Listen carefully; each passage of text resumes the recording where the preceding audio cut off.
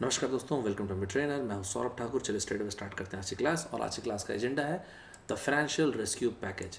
देखिए, आज जब मैं आप लोगों के लिए वीडियो रिकॉर्ड कर रहा हूं, आज की डेट है 17 मई 2020। और आज के टाइम पे दुनिया में कोरोना वायरस से इन्फेक्टेड लोगों की संख्या 47 लाख से ज़्यादा है। अनफॉर्चुनेटली दुनिया में 3 लाख से ज़्यादा लोगों की डेथ हो गई है। हाँ, एक अच्छी चीज़ ये है कि 18 लाख से ज़्यादा लोग रिकवर कर चुके हैं, which is a great number. आज दुनिया में सबसे अधिक इन्फेक्टेड लोगों की संख्या यूनाइटेड स्टेट्स में ऑलमोस्ट 15 लाख से ज़्यादा नंबर यहाँ पे है। सेकंड नंबर पे आता है स्पेन, और उसके जस्ट पीछे है रशिया। 2,76,000 के आसपास स्पेन में एंड 2,72,000 के आसपास रशिया में। मतलब विद इन 1 to 2 days इसी तरह से अगर रेट रहा, क्योंकि रशिया में ऑलमोस्ट हर रोज़ 10,000 केसेस आ रहे हैं, तो अगर सेम में केस जो मेंटेन रहा रशिया में, तो फिर चांसेस है कि रशिया 2 से 3 दिन में स्पेन को क्रॉस कर जाएगा, सरपास कर जाएगा। यूके में अगर आप देखेंगे तो नंबर ऑलमोस्ट 2.5 लाख के आसपास है। यूके के बाद अगर आप देखेंगे तो आपको दिखेगा ब्राज़ील, जहाँ पे केसेस 2.25 लाख के आसपास है, 2,25,000 के आसपास है। इसके बाद आप देखेंगे तो आएगा इटली, जहाँ पे नंबर है 2,20,000 के आसपास। और इसके बाद है जर्मनी एंड फ्रांस, जहाँ पे नंबर ऑलमोस्ट 1,76,75,000 के आसपास है, मतलब 2.25 लाख के आसपास है। इसके बाद आता है टर्की, जहाँ पे नंबर ऑलमोस्ट 1.5 लाख के आसपास है। और फिर आता है ईरान। तो ये वर्ल्ड के अभी टॉप 10 कंट्री। अच्छा, बाय द वे, ईरान में ऑलमोस्ट 1,20,000 के आसपास है। ये टॉप 10 कंट्रीज़ हैं। और इन टॉप 10 कंट्रीज़ में आज के टाइम पे कोरोना वायरस से इन्फेक्टेड की संख्या 1 लाख से ज़्यादा है। और अब इसके बाद आता है भारत। मतलब हमारे यहाँ पे 90,000, जो कि मुझे ऐसा लगता है काफ़ी बड़ा नंबर है, 90,000 का नंबर क्रॉस कर चुका है। एंड चांसेस ये हैं कि शायद जिस रेट से, देखिए अभी हमारे यहाँ पे ऑलमोस्ट 3,000 केसेस हर रोज़ आ रहे थे और डेथ्स थी ऑलमोस्ट 100 के आसपास। आज जब मैं 17 को वीडियो रिकॉर्ड कर रहा हूँ तो बीते कल में भी 4 से 5,000 केसेस और आ गए। लेकिन आप इस चीज़ को भी समझिएगा कि नंबर ऑफ हमारे यहाँ पे टेस्ट भी बढ़े, ये भी सही है। चलिए खैर, वापस आते हैं। जैसे मैंने बताया इस कोरोना वायरस के पेंडेमिक के बारे में, तो देखिए अभी आपने देखा तो मोदी साहब भी आए थे 12 मई 2020 को। उसके 13 को हमारे फाइनेंस मिनिस्टर साहिबा निर्मला सीतारमन जी आए। और यहाँ पे एक रिलीफ पैकेज जो है वो इकोनॉमी को पुश देने के लिए जो अनाउंस हुआ, मैं आपको एक सिंपल सरल सामान्य भाषा में समझाता हूँ। देखिए, आज की तारीख में न सिर्फ भारत, पूरी दुनिया की इकोनॉमी, पूरी दुनिया की अर्थव्यवस्था बुरी तरह से डैमेज हो गई है इस कोरोना वायरस के चलते। आज की तारीख में आप देखेंगे तो भारत में बहुत सारे बिजनेसेस एकदम स्ट्रेस्ड हो गए हैं। तो मोदी साहब आए थे जब 12 मई 2020 को, तब उन्होंने अनाउंस किया 20 लाख करोड़। 20 लाख करोड़ का मतलब होता है 2020 ट्रिलियन। डॉलर मत लिख दीजिएगा ना, बहुत ज़्यादा हो जाएगा। रुपीज़ लिखिएगा, रुपीज़। यूनिट लिखना बहुत ज़रूरी होता है, हम लोग यूनिट इग्नोर कर देते हैं। तो 20 ट्रिलियन रुपीज़, मतलब अगर आप डॉलर में लिखना चाहें तो कितना, 266 या 267 बिलियन डॉलर के आसपास, बिलियन डॉलर के आसपास होगा, राइट। 1 बिलियन मतलब होता है 10⁹9। एक्चुअली हम लोग दोनों सिस्टम लेके चलते हैं ना, इसलिए कन्फ्यूजन होता है कई बार। तो मोदी साहब ने भी अनाउंस किया कि एक स्टिमुलस पैकेज दिया जाएगा 20 लाख करोड़ के आसपास, मतलब 20 ट्रिलियन रुपीज़ के आसपास। ग्रेट। ये रहेगा तकरीबन 10% ऑफ हमारा जीडीपी। मोदी साहब ने, आपने देखा हो तो आत्मनिर्भर भारत अभियान, इसके बारे में काफ़ी बार जिक्र किया। और बाद में हमारे फाइनेंस मिनिस्टर साहिबा निर्मला सीतारमन जी ने भी इसके बारे में काफ़ी कुछ बताया। इसके बारे में आपको मैं डिटेल में सिंपल भाषा में आपको बताऊँगा, अच्छा आपको समझ में आएगा, देखिएगा। तो भारत जो है, अभी ये देखिए रॉयटर ने भी इसको कवर किया। भारत जो है बेसिकली ऑफर करने वाला है 6060 बिलियन डॉलर। यूनिट पे हम लोग थोड़ा सा एम्फेसाइज करेंगे ताकि आपको क्लैरिटी रहे। 6060 बिलियन डॉलर जो loan guarantee, specially small businesses. यहाँ पे कहने का मतलब है स्मॉल एंड मीडियम एंटरप्राइजेस। तो या तो आप एसएमई लिख दीजिए, एमएसएमई लिख देंगे, micro small and medium enterprises, that's fine, चलेगा। ये टेंडर हिट बाय लॉकडाउन, इसके बारे में आता हूँ। बेसिकली 4 सेक्टर के बारे में बात हो रही है, मैं चारों के बारे में एक करके बात करता हूँ। ये स्मॉल बिजनेसेस क्या है, शेडो बैंक्स क्या होते हैं, पावर डिस्ट्रीब्यूशन जिसको डिस्कॉम्स बोलते हैं, ये लोग क्या होते हैं, इनके बारे में हम सभी के बारे में बात करते हैं, राइट। ये रॉयटर का ही कटआउट है, चाहे तो आप पढ़ लीजिएगा, बहुत बढ़िया कटआउट है ये भी। तो कुल मिला के भारत सरकार ने जो एक और चीज़ कहा है कि गवर्नमेंट सपोर्ट करने वाली है भाई जो सोशल सिक्योरिटी फंड है, उसमें अगले 3 महीनों के लिए वर्कर्स के लिए। इसी चीज़ को मैं आपको थोड़ी देर में एकदम सरल सामान्य भाषा में आपको डिटेल में समझाता हूँ। देखिए, अभी 13 को ये है हमारे फाइनेंस मिनिस्टर साहिबा निर्मला सीतारमन जी। तो निर्मला सीतारमन जी जब आए तो इन्होंने इकोनॉमिक पैकेज के बारे में डिटेल में बताना शुरू किया। और इन्होंने बताया ये सब कुछ फेस्ड मैनर में मैं आपको बताते जाऊँगी, ऐसा मैडम ने कहा। एक एक करके आपको अनाउंसमेंट होता चला जाएगा, तो आप समझते चले जाओगे, ठीक है। तो सरल भाषा में जैसे मैंने आपको बताया, स्मॉल एंड मीडियम एंटरप्राइजेस बोल दीजिए, या small SMEs, small and medium enterprises. MSMEs बोलेंगे तो एक माइक्रो भी आया, तो और कोई अंतर नहीं होता है। डिफरेंस क्या है मैं आपको बताता हूँ, नई डेफिनेशन क्या है उस पर भी आ जाएंगे अभी। तो कुल मिला के इससे एमएसएमई सेक्टर में या एसएमई सेक्टर में जो भी बोल दीजिए, एक स्पर आएगा, मतलब एक पुश मिलेगा, एक इम्पेटस मिलेगा इस 20 ट्रिलियन रुपीज़ के इकोनॉमिक पैकेज से। देखिए जैसे मैंने आपको बताया ये भारत की जीडीपी का 10% है, ये तो बिल्कुल ठीक बात है। ये जो इकोनॉमिक पैकेज है ये एक बेसिकली एक इमरजेंसी क्रेडिट लाइन प्रोवाइड करने वाले हैं, और इस इमरजेंसी क्रेडिट लाइन में $40 बिलियन के आसपास का क्रेडिट फ्री या sorry collateral free, collateral free $40 billion के आसपास का लोन रहेगा, विच इज़ एक्चुअली बहुत बढ़िया चीज़ है। मतलब अच्छा पुश मिलेगा इससे इकोनॉमी को, अगर ये प्रॉपरली एग्जीक्यूट हुआ सब। तो इकोनॉमिक पैकेज जो है निर्मला सीतारमन जी ने, अगर आप उनका स्पीच सुनेंगे तो उसमें उन्होंने बताया था कि इससे मदद मिलेगी बिजनेसेस को अपनी एक्टिविटीज़ को रिज्यूम करने में, इससे मदद मिलेगी कि नौकरियों को बचाने मतलब सेफ गार्ड करने में मदद मिलेगी। बढ़िया है। इसके बाद इन्होंने निर्मला सीतारमन जी ने ये भी बताया था कि जैसे कि देखिए अभी तो मैं 17 को रिकॉर्ड कर रहा हूँ, 17 की मॉर्निंग है, तो 4th फेज़ ऑलरेडी हो चुका है। तो उन्होंने बताया था कि आने वाले दिनों में मैं एक एक करके फेज्ड मैनर में आप लोग को बताना शुरू करूँगी। निर्मला सीतारमन जी ने जो एक और बात बोला था वो ये बोला था कि ये जो लिक्विडिटी हम इन्फ्यूज़ कर रहे हैं, ये आर्टिकल ज़रूर पढ़िएगा ना, काफ़ी अच्छा आर्टिकल है ये। तो बेसिकली 4 चीज़ों का जो जिक्र किया था, SMEs, small and medium enterprises, इनको बचाना बहुत ज़रूरी है। पीडीसीज, ऐसे डिस्कॉम्स बोलते हैं, पावर डिस्ट्रीब्यूशन कंपनीज, या डिस्कॉम बोलते हैं distribution companies. NBFCs, non banking financial companies बोल दीजिए, नॉन बैंकिंग फाइनेंशियल कंपनीज बोल दीजिए। इसके अलावा माइक्रो फाइनेंशियल इंस्टीट्यूशंस, एमएफआईज बोल दीजिए या एमएफएफ बोल दीजिए, एक ही बात है, माइक्रो फाइनेंशियल इंस्टीट्यूशंस या माइक्रो फाइनेंशियल फर्म्स। तो अभी मतलब भारत सरकार के टारगेट में ना, रडार में ये 4 सेक्टर हैं जिनको बचाना बहुत ज़रूरी है, सबसे ज़्यादा ज़रूरी है। NBFCs, non banking financial services, जैसे मैंने आपको बताया। तो यहाँ पे भी आप देख सकते हैं, ये इकोनॉमिक टाइम्स से कट आउट है, सॉरी। तो पिक्चर कट से इकोनॉमिक टाइम्स, यहाँ पे लिखा फाइनेंस मिनिस्टर साहिबा ने अनाउंस किया 30,000 करोड़ का सपोर्ट फॉर एनबीएफसीज, एचएफसीज एंड एमएफआईज। तो ये उन्होंने अनाउंस किया, ठीक है। इसी तरह से आप देखिए बीबीसी ने भी इस चीज़ को यहाँ पे दिया हुआ था कि corona virus India target small business and economic bail out. और ये जो एक बेल आउट के बारे में बात करें, ये थोड़ा मोड़ा बेल आउट नहीं है, ये 2 लाख से ज़्यादा एलिंग एसएमईज़ हैं। एलिंग मतलब जो स्ट्रगलिंग एसएमईज़ थी, 2 लाख से ज़्यादा है, ये थोड़े मोड़े भी नहीं है।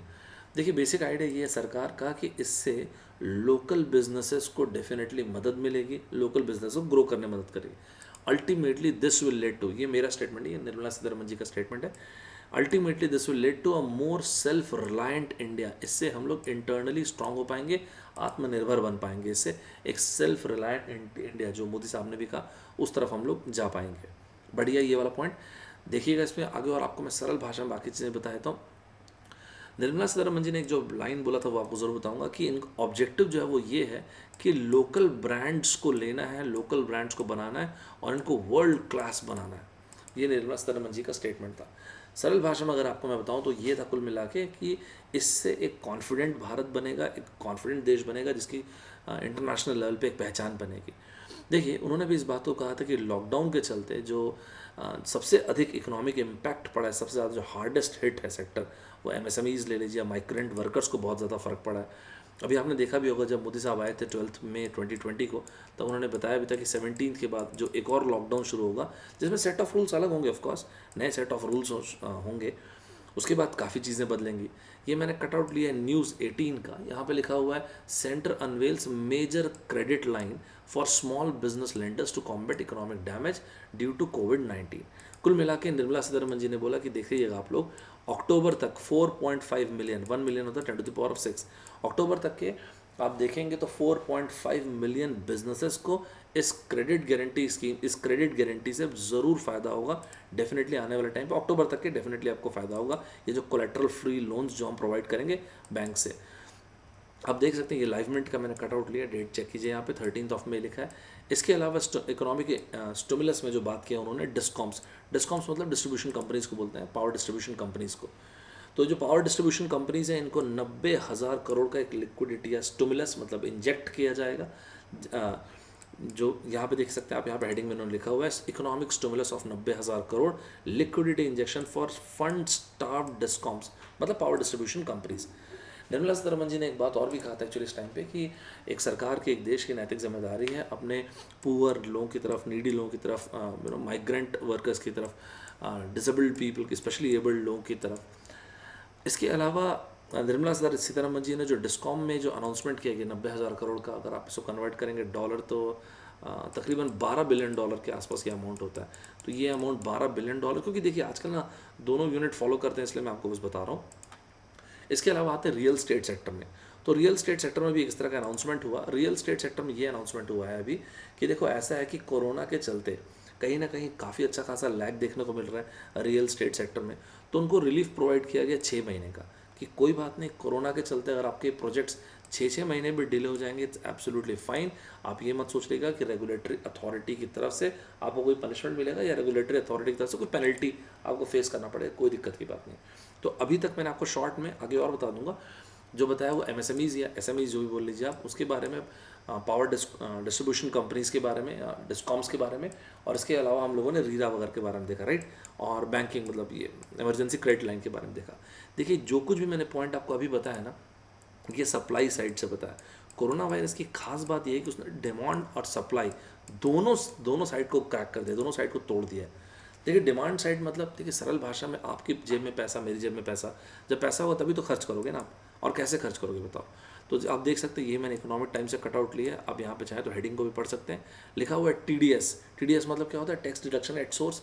आप में से ज़्यादातर लोग जो वैसे देखते हैं वीडियो, आप लोग ज़्यादातर लोग किसी ना किसी कंपनी में काम करते होंगे, तो मेरे ख्याल है इनकम टैक्स वगैरह आप जानते होंगे, टीडीएस जानते होंगे आप। और टीसीएस का मतलब टैक्स कलेक्शन एट सोर्स, ठीक है।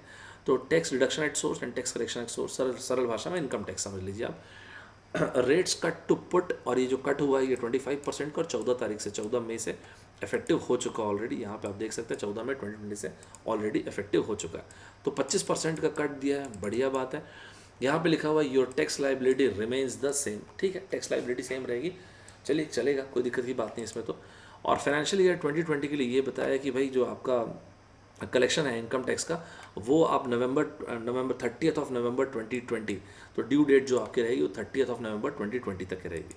देखिए मैंने आपको पहले बताया कि पूरी दुनिया में आज की तारीख में तकरीबन 47 लाख से ज़्यादा केसेस हैं।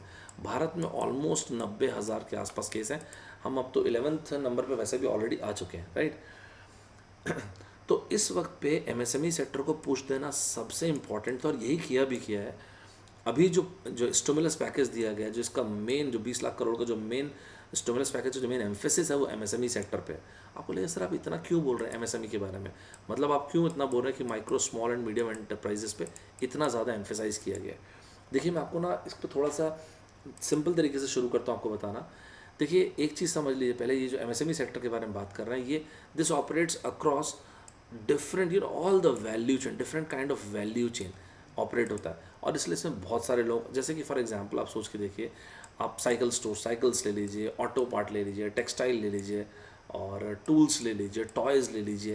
तो ऐसे बहुत सारे सेक्टर्स के अक्रॉस एक मैंने पुराना बट इमेज रखा है, लेकिन अच्छी इमेज, आपको समझ में अच्छा आएगा। अभी हुआ क्या है कि एमएसएमई सेक्टर की हालत इतनी ख़राब क्यों हुई है? एमएसएमई सेक्टर की हालत यार इतनी ख़राब इसलिए दो प्राइम कारण जो है। सबसे पहला जो जेब में पैसा वो ख़त्म होना, मतलब डिप्लीटिंग इंटरनल रिजर्व्स, तो इंटरनल रिजर्व्स का कम होना। दूसरी चीज़, मार्केट में डिमांड ही नहीं है, मार्केट में डिमांड का एकदम बुरी तरह से ठप हो जाना, एकदम बंद हो जा रहा। करेक्ट पॉइंट है। आप देखेंगे तो कई बार आप अलग अलग पत्रिकाओं में, अलग अलग न्यूज़पेपर में ये देखते हो कि यार ये जो एमएसएमई सेक्टर है ना, this is actually heart of the industrial ecosystem. ऐसा क्यों बोला जाता है? ये इसलिए बोला जाता है क्योंकि एमएसएमई सेक्टर जो है ना, भारत में कम से कम कुछ नहीं तो 110 से लेके 120 मिलियन, मतलब कितना हुआ, 1.1 करोड़ से लेके 1.2 करोड़, इतना वर्कफोर्स, इतने लोगों को नौकरी देता है, सॉरी ये इतने लोगों को रोज़गार देता है, बहुत बड़ा नंबर है। इसके अलावा एमएसएमई सेक्टर को अगर आप देखेंगे तो मैन्युफैक्चरिंग जीडीपी का 6.11% जो यहीं से आता है, ये भी काफ़ी बड़ा नंबर है। सर्विस जीडीपी का तकरीबन 1/4 मतलब 25% के आसपास, वो भी यहीं से आता है, ये भी काफ़ी बड़ा नंबर है। बैंक्स जो पैसा लेंड करता है तो 16% तो एमएसएमई सेक्टर ही लेता है ना यार, 16%, मतलब 16 to 20% एक्चुअली, मतलब 1/6 से लेके 1/5 जो है वो तो एमएसएमई सेक्टर ही लेता है। इसके अलावा इस एमएसएमई सेक्टर में कितने स्मॉल बिजनेसेस आते हैं आप देखेंगे तो 60 million to 70 million small businesses आए थे एमएसएमई सेक्टर पे। तो काफ़ी बड़ा सेक्टर है, काफ़ी सारे लोगों को इसने रोज़गार दे रखा है। ना सिर्फ ये, आप भारत के टोटल मैन्युफैक्चरिंग आउटपुट को देखेंगे तो टोटल मैन्युफैक्चरिंग आउटपुट का 45%, 45% तो एमएसएमई सेक्टर ही प्रोड्यूस करता है। एक्सपोर्ट को देखेंगे तो ये नंबर एकदम करेक्ट, एक्सपोर्ट वाला ये 40% जो एक्सपोर्ट यहीं से होता है। इसके अलावा नेशनल जीडीपी का आप देखेंगे तो 30 से 35%, रुकिए, ये 30 से 38, मतलब 30 से वही 35% के आसपास आप देखेंगे तो कंट्रीब्यूशन एमएसएमई सेक्टर का है। तो इतना बड़ा मैन पावर जिसको रोज़गार दिया हुआ, इतना बड़ा कंट्रीब्यूशन, और इतने सारे रोज़गार, इतना बड़ा जीडीपी को कंट्रीब्यूशन, डिफरेंट सेक्टर्स को कंट्रीब्यूशन। मैं आपको ये बताना चाह रहा हूँ कि एमएसएमई सेक्टर का बहुत बड़ा कंट्रीब्यूशन होता है मार्केट में। तो इसलिए एमएसएमई, एनबीएफसीज, आप जैसे real estate, power distribution, discoms, ये इनको मेन जो सरकार का भी जो काम था, जो ऑब्जेक्टिव था, वो ये कि इनको भाई इन्फ्यूज़ करना है लिक्विडिटी, इनको लिक्विडिटी प्रोवाइड करना बहुत ही ज़्यादा ज़रूरी है। फाइन। आपको लगेगा सर इससे क्या होगा? देखिए, अभी सरकार का ये एक्सपेक्टेशन है कि कहीं ना कहीं इन सारी की सारी चीज़ों से लिक्विडिटी को इन्फ्यूज़ करने से एक एंटरप्रेन्योर इंसान जो है ना, वो एम्प्लॉयर्स जो हैं, ये इन सभी को, एक एंटरप्रेन्योर को भी कॉन्फिडेंस मिलेगा, हाँ यार लोगों को मैं फायर नहीं करता, एम्प्लॉयज़ जो है उनको, उनके अंदर कॉन्फिडेंस आएगा। आप खुद सोच के देखो ना, अगर आपके हाथ में, मेरे हाथ में डिस्पोजेबल इनकम, आप डिस्पोजेबल इनकम समझते हैं? पर्सनल इनकम में जब आप टैक्स वगैरह पे करते हैं उसके बाद जो पैसा बचता है उसको बोलते हैं डिस्पोजेबल इनकम। तो आपके हाथ में, मेरे हाथ में पैसा जब बचेगा तभी तो खर्च करेंगे ना हम लोग। तो इससे क्या होगा, लोगों का डिस्पोजेबल इनकम बढ़ेगा, राइट। इसके अलावा कुछ ना मॉडेस्ट पॉलिसी चेंजेस भी किए गए हैं, जैसे कि ये मैंने कटआउट लिया है द इंडियन एक्सप्रेस का, कि सर मॉडेस्ट पॉलिसी चेंजेस मतलब भारत, जो ये आत्मनिर्भरता वाला शब्द है ना, सेल्फ, मेरे हिसाब से तो बहुत ही बेहतरीन कंसेप्ट है और बहुत ही बेहतरीन वर्ड है ये। इसलिए ताकि भारत का पैसा पहले तो भारत में रुके और भारत के micro, small and medium enterprises जो है सेल्फ रिलायंट बन सकें। देखो यार, एक सिंपल सा फंडा होता है, और फंडा ये है, जिस देश का मैन्युफैक्चरिंग सेक्टर जितना स्ट्रांग, सीधी सामान्य भाषा में वो देश उतना रॉक सॉलिड होता है। और इसका कारण भी मैं आपको जस्टिफाई करता हूँ, क्योंकि मैन्युफैक्चरिंग सेक्टर भी ही वो सेक्टर होता है जहाँ पे आप ज़्यादा से ज़्यादा मैन पावर को रोज़गार दे सकते हैं। तो भारत में एमएसएमई की डेफिनेशन अभी चेंज हुई है। वीडियो को पॉज करके पहले पूरा देख लीजिए और उसके बाद आप ये देख लीजिए, मैंने गवर्नमेंट ऑफ इंडिया की वेबसाइट से लिया हुआ है। पहले की डेफिनेशन क्या थी, जैसे मैन्युफैक्चरिंग एंटरप्राइज ले लीजिए, सर्विस एंटरप्राइज ले लीजिए, माइक्रो कब बोलते थे, स्मॉल कब बोलते थे और मीडियम कब बोलते थे। तो मैन्युफैक्चरिंग सेक्टर में इन्वेस्टमेंट 25 लाख से कम, 5 करोड़ से कम एंड 10 करोड़ से कम। सर्विस सेक्टर में 10 लाख से कम, 2 करोड़ से कम एंड 5 करोड़ से। अभी जो चेंज कर दिया गया क्लासिफिकेशन वो ये, manufacturing and service sector, investment अगर 1 करोड़ से कम और टर्नओवर 5 करोड़ से कम। इसके अलावा इन्वेस्टमेंट 10 करोड़ से कम एंड टर्नओवर 50 करोड़ से कम। इन्वेस्टमेंट 20 करोड़ से कम एंड टर्नओवर 100 करोड़ से कम। अब आप खुद से देखो ये डेफिनेशन क्यों चेंज किया। ये डेफिनेशन इसलिए चेंज किया गया है ताकि जो लार्ज एंटरप्राइजेज है हर एक कैटेगरी में उसको एक पुश मिल सके, वो ज़्यादा से ज़्यादा ग्रो कर सके, वो इंपॉर्टेंट है ना। अगर मैं अब तक जो बोला हूँ अगर एक समरी के फॉर्म में बताऊँ तो ये मैंने नहीं बनाया, पहले बताया था आपको, ये मैंने मेरे ख्याल से इंडियन एक्सप्रेस या किसी से लिया हुआ है। बहुत ब्यूटीफुल आर्टिकल है, आर्टिकल मतलब इमेज जो है। आप वीडियो को पॉज करके देखिएगा कि 20 लाख करोड़ का जो अभी जो स्टिमुलस पैकेज है वो है, उसका डिस्ट्रीब्यूशन बहुत बढ़िया देखा हुआ है। एमएसएमईज और ये जो सरकार का एक्सपेक्टेशन है, इम्पैक्ट इसका कहाँ कहाँ पे पड़ना है, वीडियो को पॉज करके पढ़िएगा। जो भी इसमें लिखा है मैंने आपको सब कुछ बता दिया। 3.7 लाख करोड़ कहाँ पे डिस्ट्रीब्यूट होगा, 75,000 करोड़ कहाँ पे जाएंगे, एनबीएफसीज, एचएफसीज, और इसके अलावा एमआईएफ्स के बारे एमएफआईज के बारे में मैंने बता दिया, रियल स्टेट का आपको बता दिया था, वर्कर्स के बारे में मैंने बताया, और इसके अलावा डिस्कॉम्स, ये मैं आपको बताया ना, टीडीएस के बारे में, टीसीएस के बारे में, ये मैंने आपको बता दिया था, राइट। जैसा कि मैंने आपको बताया इससे क्या होगा, तो मैंने बोला इससे जो है लार्ज एंटरप्राइजेस हर एक कैटेगरी को उनको पुश मिलेगा और वो और ग्रो कर पाएंगे, क्योंकि सरकार ने इसके साथ एक और प्रावधान किया, और वो प्रावधान ये है कि जो फॉरेन की कंपनीज है वो बिड नहीं कर सकती ऐसे गवर्नमेंट कॉन्ट्रैक्ट्स के लिए जो 200 करोड़ रुपीज़, रुकिए मैं पहले यूनिट लिख देता हूँ वरना डॉलर वगैरह लगा देंगे तो गड़बड़ हो जाएगा, 200 करोड़ रुपीज़ या उससे कम के हैं तो उसमें विदेशी कंपनीज बिड नहीं कर सकती, सिर्फ लोकल कंपनीज ही बिड कर सकती हैं। फाइन। मैंने आपको थोड़ी देर पहले ही बताया था कि निर्मला सीतारमण जी ने बोला कि 4.5 मिलियन, इससे जो मदद मिलेगी 4.5 मिलियन यूनिट्स जो हैं वो रिज्यूम कर पाएंगे बिजनेस एक्टिविटीज़ के लिए, बहुत बेहतरीन है। और जो बोरोवर्स हैं वो कोलैटरल फ्री लोन ले सकते हैं, मतलब बेसिकली गारंटी फ्री लोन ले सकते हैं। तो जो मेजर्स का, इस मेजर्स का जो मेन ऑब्जेक्टिव है वो ऑब्जेक्टिव यही तो है ना कि अवॉइड करना है लार्ज स्केल बिजनेस क्लोजर। हम नहीं चाहते कि ज़्यादा से ज़्यादा बिजनेसेस बंद हो जाएं। भाई अगर बिजनेसेस बंद हो जाएंगे अर्थव्यवस्था को चलाओगे कैसे आप। इसके अलावा फाइनेंशियल सस्टेनेबिलिटी आना चाहिए, फाइनेंशियल सिस्टम जो है वो स्टेबल होना चाहिए। और तीसरी और सबसे इंपॉर्टेंट चीज़ ये है कि जो सप्लाई चेन में डिसरप्शन देखने को मिल रहा है उस डिसरप्शन को ओवरकम किया जा सके, राइट। जैसे मैंने आपको बताया, निर्मला सीतारमण जी ने बताया कि भाई ये फर्स्ट सेट ऑफ मेजर्स है, इस तरह के अलग अलग सेट ऑफ मेजर्स, तो अब तो खैर अभी तो काफ़ी सारे आ गए बट और भी आते रहेंगे। देखिए दुनिया में जो अलग अलग वर्ल्ड लीडर्स हैं इस वक्त पे फोकस जो कर रहे हैं वो मेनली फोकस कर रहे हैं हेल्थ पे और इकोनॉमिक डिस्ट्रेस से कैसे लड़ा जाए। भारत में भी देखा होगा आपने, तो मोदी साहब ने आया और मोदी साहब ने बताया सेल्फ रिलायंस। मुझे पर्सनली अगर आप मेरा ओपिनियन पूछेंगे तो मुझे ऐसा लगता है कि ये पॉइंट बहुत ही अच्छा है। जब तक आप सेल्फ रिलायंट नहीं होंगे बहुत दिक्कत हो जाएगी, बहुत आने वाले टाइम पर और प्रॉब्लम हो जाएगा। मोदी साहब ने जो बात बोला उन्होंने 12th को, और बाद में निर्मला सीतारमण जी ने जो कंटिन्यू किया, जो मेन ऑब्जेक्टिव था, पॉइंट है, वो यही है कि इस क्राइसिस को हमको एज एन अपॉर्चुनिटी यूज़ करना चाहिए, मेक श्योर करना चाहिए कि भारत एक देश के रूप में हम रिबूट कर सकें, और ये सेंचुरी जो है ये भारत की सेंचुरी बननी चाहिए।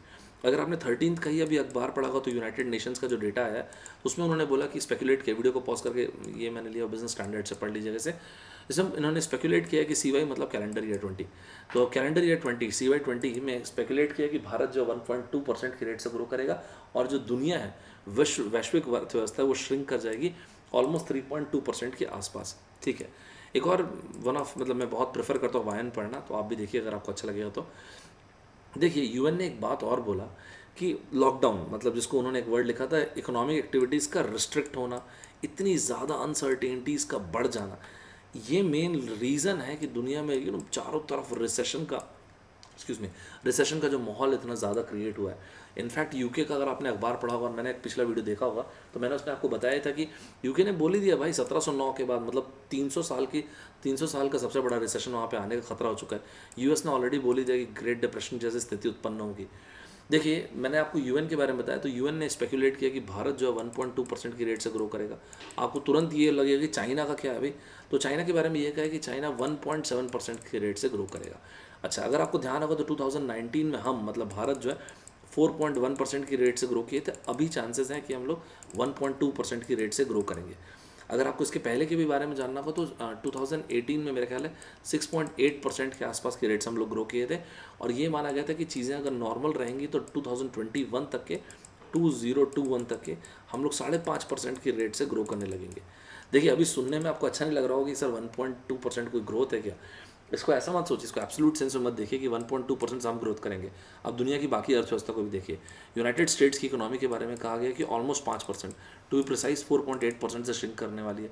जापान की इकोनॉमी जो है तकरीबन 4% से ये भी, और प्रिसाइसली बोलूँ तो 4.2% से ये भी श्रिंक करने वाली है। यूरोपियन यूनियन को अगर आप देखेंगे तो 5.5% से ये लोग, नेगेटिव में इसलिए लगा रहा हूँ कि श्रिंक करने वाली है। यूके को आप देखेंगे तो ऑलमोस्ट 5.5% से ये भी, प्रिसाइसली 5.8% से ये लोग भी श्रिंक करने वाले हैं।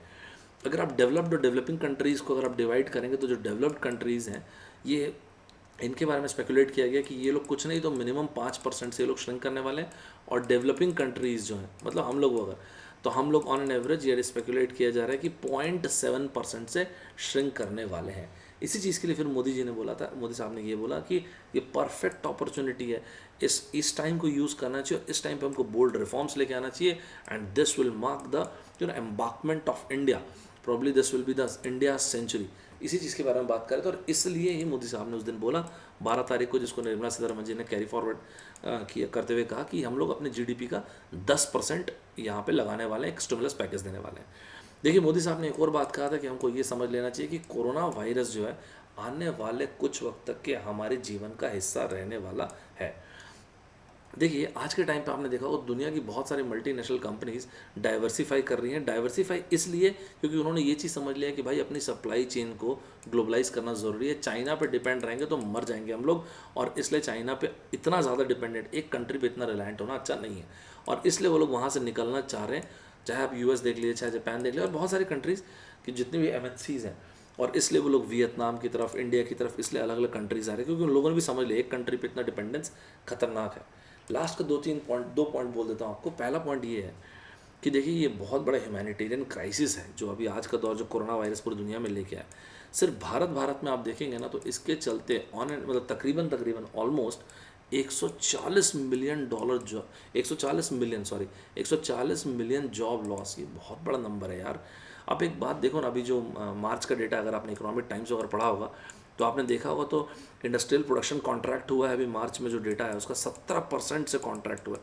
17% छोटा नंबर होता है, वो भी मार्च की बात है। 25 मार्च से तो हमारा लॉकडाउन शुरू हुआ था। इसका मतलब ये है कि अगर अप्रैल का और मई का डेटा आएगा तो इससे भी खतरनाक आने वाला डेटा। बिल्कुल सही बात है। इसलिए आप देखेंगे तो कई बड़े बड़े एनालिस्ट का कहना है कि 2020-21 में जो भारत की जीडीपी वो 5% से शायद कॉन्ट्रैक्ट भी हो जाए।